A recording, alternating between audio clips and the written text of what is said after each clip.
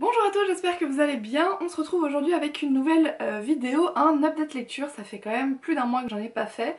Et bon, même si j'ai eu quelques problèmes de panne lecture, j'ai pas mal lu pendant ce temps-là, vu que je ne travaille pas pour le moment. Et du coup, bah voilà, j'ai quand même pas mal de livres à vous présenter. Je n'ai pas du tout écrit les chroniques cette fois-ci parce que voilà, panne lecture et etc. J'étais pas, voilà, j'étais pas d'humeur vraiment à écrire des chroniques complètes, donc là ça va être vraiment sur ce que je me souviens de ma lecture. Ça sera peut-être un petit peu plus brouillon que d'habitude parce que d'habitude j'écris d'abord la chronique et du coup j'ai un peu plus mes idées qui sont arrangées et écrites et je me souviens un peu de tout. Là ça sera pas forcément le cas, donc je suis d'avance désolée. Le blog, je ne sais pas quand il reprendra du service, puisque ça fait quand même bien 6 mois qu'il est un peu à l'abandon, je suis désolée. Mais voilà, on verra après la naissance, bien après, si j'ai le temps et surtout si j'ai envie de me remettre aux chroniques écrites. Bon, on va commencer cette update lecture.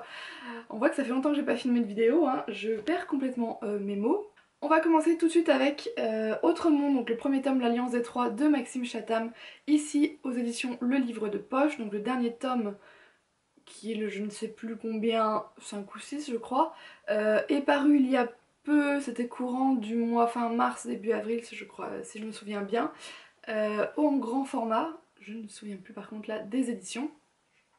Et du coup, j'avais entendu beaucoup de bien sur cette saga, c'est un auteur français et j'avais envie de me lancer dedans. C'est du post-apocalyptique, young adulte, puisqu'on va suivre trois adolescents qui ont vu un peu leur Terre se faire, la planète Terre se faire complètement décimée, donc toute la population adulte ou presque a été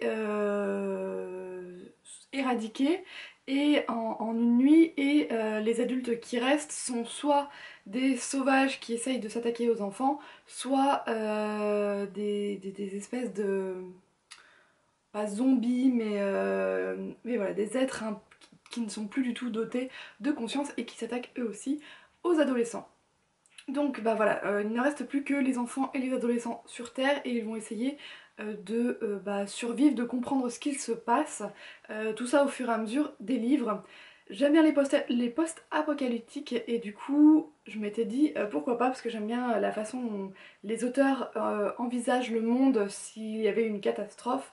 Et surtout, je trouve qu'il y a pas mal de psychologie à chaque fois dans ces livres-là, puisque on voit différents groupes se former avec différentes façons de, on va dire, gouverner ou de maintenir l'ordre, et tout ça en fonction du vécu de chacun et un petit peu des rapports de force entre les personnes. Donc là, on suit surtout Matt, qui est un peu le personnage principal, même si on est sur du point de vue omniscient. Ça veut dire qu'on peut changer quand même de point de vue par rapport au personnage, enfin, du point de vue de personnage au milieu du texte. On n'est pas seulement du point de vue de Matt. Moi c'est vrai que ce point de vue là de temps en temps ça me perd un petit peu parce que je ne sais plus en fait si je suis en train de penser du côté de Matt ou penser du côté d'un autre adolescent, même si on reste quand même pour qu'il y ait un petit peu de suspense dans les pensées seulement de nos trois adolescents principaux. Et donc là c'est la mise en place un petit peu de cet apocalypse et de l'alliance des trois. Alors, j'ai bien aimé en général ma lecture, puisque je l'ai lu assez rapidement, en 4 jours si je me souviens bien. Et voilà, j'ai bien aimé la façon dont l'auteur nous présente ce monde où c'est un petit peu la nature qui a repris le dessus et qui donne une seconde chance aux hommes en ne laissant que les enfants et en éradiquant les adultes qui, je pense, pour la nature auraient déjà dû se battre pour elles, qui sont, on va dire, pour elles, les adultes, c'était un peu peine perdue puisqu'ils étaient déjà trop ancrés dans leurs propres opinions, leurs propres pensées, et que c'était que les enfants qui pouvaient la sauver. Donc c'est peut-être pour ça qu'elle a laissé seulement cela en vie. J'ai bien aimé les groupes panesques, donc ils vont s'appeler les PAN, en fait ces adolescents, qui se mettent en place, et en particulier le premier groupe que Matt et ses amis dans lequel ils vont vivre pendant un certain temps. Euh, voilà, j'ai pas vraiment de reproches à faire à ce livre, seulement il y a un moment vers la fin où j'ai eu un petit peu du mal parce que je trouvais que tout allait un peu vite. Euh, les problèmes étaient réglés un peu trop rapidement, les décisions prises trop rapidement et en fait je pense que ce qui m'a manqué c'est un peu plus de narration et pas seulement des dialogues, savoir un peu plus en fait ce que ressent Matt en particulier ou au moins les personnages. Là en fait on va avoir des dialogues qui s'enchaînent et on n'a pas vraiment de retour sur voilà, est-ce qu'il est vraiment triste? Comment ça l'a touché cette chose ou ce qu'a dit ce personnage-là? Voilà, on n'a pas trop ces retours-là et moi ça m'a quand même pas mal manqué. Bon après c'est du young adulte, donc enfin après je dis ça mais non parce que dans des young adultes on en a qui sont vraiment touchants parce que on ressent vraiment les émotions du personnage et là on en a un petit peu mais voilà, moi ça m'a manqué. Il m'a manqué le fait qu'on aille plus loin et des fois j'avais que des dialogues et enfin on avait des dialogues et après bah il va faire ça ou il va faire ça mais pas il a ressenti ça en faisant ça, voilà. C'est cette chose qui m'a manqué et qui a fait que et bah à la fin j'étais plus vraiment connectée au personnage et voilà, je disais ce qui leur arrivait, mais ça en fait, au final, ça me dérange pas de pas savoir ce qui va se passer après. Et c'est pour ça que pour le moment, je ne me suis arrêtée qu'au premier tome et je n'ai pas encore lu les autres parce que ou acheté les autres ou prévu de les lire parce que voilà, je me suis pas plus attachée que ça au personnage. Mais bon, c'est quand même une saga post-apocalyptique qui plaît à beaucoup de monde. Ensuite, on va passer sur le lecteur VO, c'est Daughter of Smoke and Bones de Laini Taylor, donc un premier tome d'une trilogie qui fait beaucoup parler d'elle, donc par tous les youtubeurs anglophones. Je sais qu'il y en a énormément qui l'ont aimé.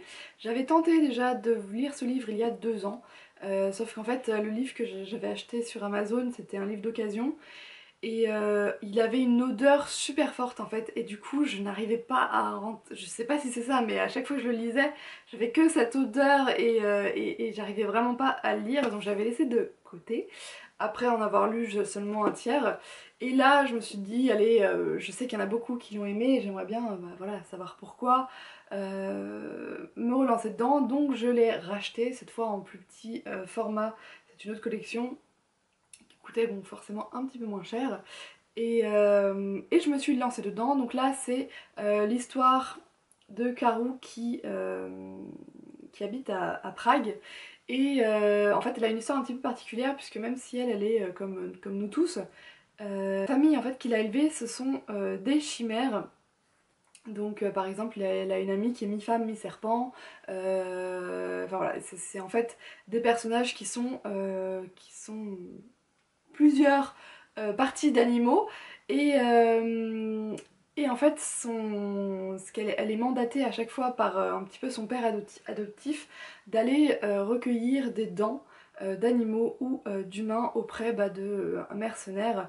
Donc c'est pas un job qu'elle affectionne particulièrement mais bah, elle a toujours vécu comme ça et elle aime sa famille et du coup bah, elle effectue cette tâche un petit peu ingrate qui peut parfois mettre sa vie en danger. Et en fait ce que je vous ai pas dit c'est que là où elle rejoint en fait ces chimères là c'est derrière une porte un petit peu particulière puisqu'elle donne sur un autre monde en fait. Elle donne sur quelque part d'autre. C'est pas des. Enfin, ça pourrait être une porte d'entrée d'une maison, mais en fonction d'un code qu'elle peut taper et sa famille, donc qui ouvre la porte derrière, va la faire rentrer dans cet autre monde. Et en fait, un jour, il va avoir des sortes d'empreintes qui vont apparaître sur toutes les portes, comme ça, qui donnent du monde qui donne à cette autre part où habite sa famille. Et voilà, des secrets vont être révélés et ça va un peu changer sa vie. Alors, euh, dans l'ensemble, j'ai apprécié ma lecture. C'est un tome de mise en place, hein, c'est un premier tome. J'aime beaucoup Karu qui est un peu excentrique, qui est pas vraiment le personnage féminin qu'on pourrait voir de partout, très belle et très sensuelle et badass. Elle est badass un petit peu, mais elle a ses propres peurs, ses propres doutes. Elle a envie de vivre une vie normale et en même temps elle aime sa famille, donc c'est un peu compliqué pour elle de renier un petit peu tout ça. Et voilà, je me suis attachée à elle. D'un autre part, on va faire la rencontre d'un ange dont on sait peu de choses au début et j'ai bien aimé la relation qui s'installe entre les deux personnages puisque voilà, c'est une relation un petit peu haine mais attirance, même si j'ai trouvé que du coup le jeune homme, dont j'ai oublié le nom, hein, c'est pour ça que je le cite pas, mais je crois qu'il est pas dans la quatrième de couverture donc je préfère pas vous le dire. Euh, il va un petit peu céder trop rapidement je trouve et soft, je perds la traduction de mes mots en fait, j'ai envie de les sortir en anglais. Il va s'adoucir un petit peu trop face à Karou et elle aussi elle va laisser un peu sa garde tomber face à lui trop rapidement à mon goût. Mais bon, on va découvrir peu à peu d'où vient Karou, qui sont ses chimères, pourquoi son père adoptif a besoin de ses dents d'animaux et d'humains. Les secrets sont quand même assez bien maintenus, mais on a les réponses avant la fin quand même du premier tome, bien qu'on ait quand même d'autres questions à se poser pour la suite, hein, parce que ce serait dommage qu'on ait tout dans le premier tome et pas envie de lire les deux autres. Mais je me suis ennuyée clairement à la fin parce qu'on va avoir un espèce de retournement de situation qui va nous faire changer de point de vue, je vais pas vous dire parce que sinon je vous révélerai un petit peu tout et bah, c'est pas le but, hein, je veux pas vous spoiler. Mais voilà, je me suis clairement les derniers chapitres, je les ai lus très rapidement et j'étais pas dedans, j'étais plus du tout proche du personnage principal à ce moment-là et je me suis dit mais où on va, pourquoi en fait, pourquoi comme ça, voilà, ça m'a titillé, donc je me suis forcée à lire franchement les derniers chapitres alors que j'avais lu assez rapidement tout le reste du bouquin. On a de la romance, on a de l'action. La romance n'est pas qu'au premier plan, même si elle va quand même prendre une grosse part. Et on a une fin voilà, qui donne quand même envie de savoir ce qui va se passer après, parce que on a quelques petits retournements de situation à la fin, mais voilà, cette dernière partie de livre m'a vraiment... Enfin, j'ai trouvé qu'elle traînait un peu en longueur et je me suis plus du tout attachée au personnage à ce moment-là. Donc pour le moment je ne vais pas lire la suite. Ensuite j'ai pris autre chose puisque là on va passer dans de la fantasy et donc c'est Rebel of the Sand, je crois que j'en avais pas parlé, et là le deuxième tome, Traitor to the Throne de Alwyn Hamilton qui est sorti en français dans la collection R de Robert Laffont, donc le premier tome seulement, ça c'est le deuxième. J'avais absolument dévoré le premier, donc il se passe dans un... donc c'est de la fantasy, on a un pays en fait qui est en grande partie dominé par le désert et on a une jeune fille, Amani, qui vit, qui est une fille du désert qui veut s'échapper en fait de sa ville natale puisqu'elle elle n'y trouve pas, elle n'a pas envie d'y vivre, elle veut rejoindre la capitale, sauf que bah, c'est pas possible pour elle, parce que traverser le désert comme ça c'est pas possible. Elle vit avec son oncle en plus, enfin elle apprécie pas vraiment son oncle ni sa tante ni ses cousines, et elle a quand même un talent avec les armes à feu. Elle est voilà, très forte pour viser et un jour en fait elle va s'évader de chez elle accompagnée d'un inconnu dont elle ne connaît rien et il va se passer tout un tas de péripéties. J'en savais pas plus quand j'ai ouvert ce livre, je savais juste que ça se passait un peu dans le désert, on a l'impression de quelque chose de mille et une nuits en fait sur les couvertures et ça m'avait suffi pour me lancer, j'étais encore dans ma pleine lecture. Et en fait j'ai complètement accroché, bien que les premiers chapitres aient été un peu durs puisque bah, comme d'habitude dans un monde fantasy il faut le temps de comprendre la mythologie, de comprendre, de se rappeler des noms de villes, des noms de pays et savoir où se situe chacun. Mais je trouve que la mise en place n'était pas trop long, on rentrait rapidement dans le feu de l'action et Alwyn est une narratrice et un personnage qui est assez attachant puisque elle est à la fois un petit peu badass et en même temps elle a ce côté... elle a toujours cette vulnérabilité en elle, on voit qu'elle ne fait jamais, qu'elle ne fait pas toujours même les bons choix et elle s'en veut et il va avoir des conséquences. Voilà, c'est pas quelqu'un qui va toujours être...